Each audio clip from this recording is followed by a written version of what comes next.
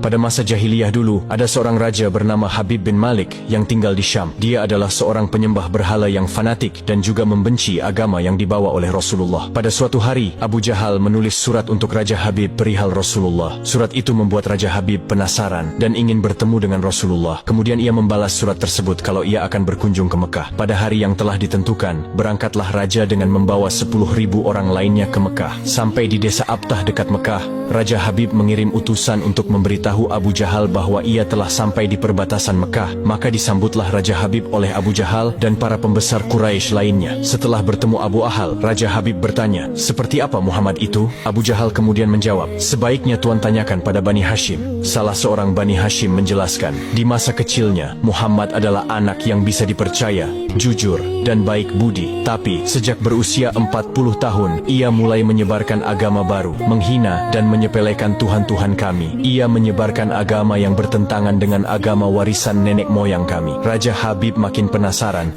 dan ia memerintahkan untuk menjemput Rasulullah dan memaksa bila ia tidak mau datang. Dengan menggunakan jubah merah dan sorban hitam, Rasulullah datang bersama Abu Bakar As-Siddiq dan istri tercinta Sayyidah Khadijah radhiyallahu anha. Sepanjang jalan Khadijah menangis karena khawatir akan keselamatan suaminya.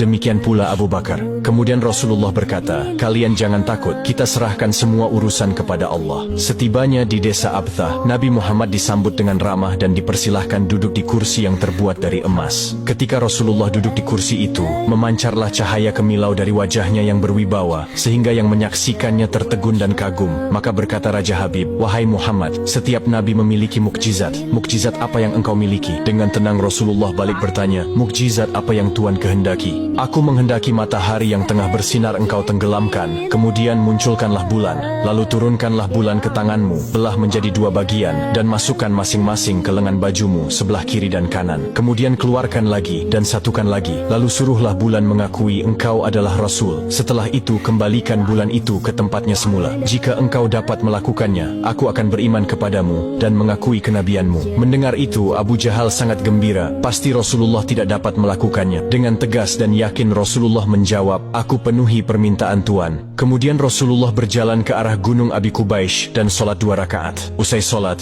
beliau berdoa dengan menengadahkan tangan tinggi-tinggi agar permintaan Raja Habib terpenuhi. Seketika itu juga, tanpa diketahui oleh siapapun, turunlah 12.000 malaikat. Maka berkatalah malaikat Jibril, "Wahai Rasulullah, Allah menyampaikan salam kepadamu dan berfirman, 'Wahai kekasihku, janganlah engkau takut dan ragu. Sesungguhnya aku senantiasa bersamamu. Aku telah menetapkan keputusanku sejak zaman azali tentang permintaan Habib bin Malik. Pergilah engkau kepadanya untuk membuktikan kerasulanmu. Sesungguhnya Allah yang menjalankan matahari dan bulan serta mengganti siang dengan malam." Untuk diketahui, Habib bin Malik mempunyai seorang putri cacat, tidak memiliki kaki dan tangan, kemudian matanya buta. Allah menyembuhkan anak itu sehingga bisa berjalan, meraba dan melihat. Lalu bergegaslah Rasulullah turun menjumpai orang kafir Quraisy. Sementara bias cahaya kenabian yang memantul dari wajahnya semakin bersinar. Ketika itu matahari telah beranjak senja. Matahari hampir tenggelam sehingga suasananya remang-remang. Tak lama kemudian Rasulullah berdoa agar bulan segera terbit. Maka terbitlah bulan dengan sinar yang benderang. Lalu dengan 2 jari Rasulullah mengisyaratkan agar bulan itu turun kepadanya. Tiba-tiba suasana jadi amat menegangkan ketika terdengar suara gemuruh yang dahsyat. Segumpal awan mengiringi turunnya bulan ke tangan Rasulullah. Segera setelah itu beliau membelahnya menjadi 2 bagian, lalu beliau masukkan ke lengan baju kanan dan kiri. Tidak lama kemudian, beliau mengeluarkan potongan bulan itu dan menyatukannya kembali. Dengan sangat takjub, orang-orang menyaksikan Rasulullah menggenggam bulan yang bersinar dengan indah dan cemerlang. Bersamaan dengan itu, bulan mengeluarkan suara, "Asyhadu an la ilaha illallah wa asyhadu anna Muhammadan abduhu wa rasuluh." Menyaksikan keajaiban itu, pikiran dan perasaan semua yang hadir terguncang. Sungguh, ini bukan mimpi, melainkan sebuah kejadian yang nyata, sebuah mukjizat luar biasa hebat yang disaksikan sendiri oleh Raja Habib bin Malik. Ia menyadari, itu tak mungkin terjadi pada manusia biasa. Meski ia lihat dalam ilmu sihir sekalipun, namun hati Raja Habib masih beku. Maka ia pun berkata, "Aku masih mempunyai syarat lagi untuk mengujimu." Belum lagi Raja Habib sempat melanjutkan ucapannya, Rasulullah memotong pembicaraan. "Engkau mempunyai putri yang tidak sempurna, bukan? Sekarang Allah telah menyembuhkannya dan menjadikannya seorang putri yang sempurna." Raja Habib pun terkejut karena tidak ada siapapun yang tahu penyakit anaknya itu, yaitu lumpuh dan matanya buta, kecuali orang-orang istana dan mereka yang dekat dengannya saja.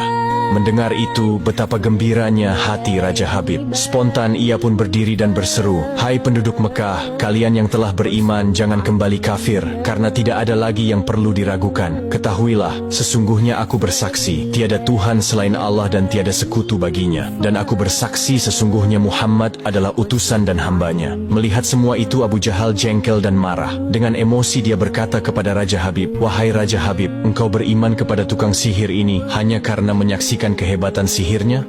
Namun Raja Habib tidak menghiraukannya dan berkemas untuk pulang. Sampai di pintu gerbang istana, putrinya yang sudah sempurna menyambutnya sambil mengucapkan 2 kalimat syahadat. Tentu saja Raja Habib terkejut. "Wahai putriku, dari mana kamu mengetahui ucapan itu?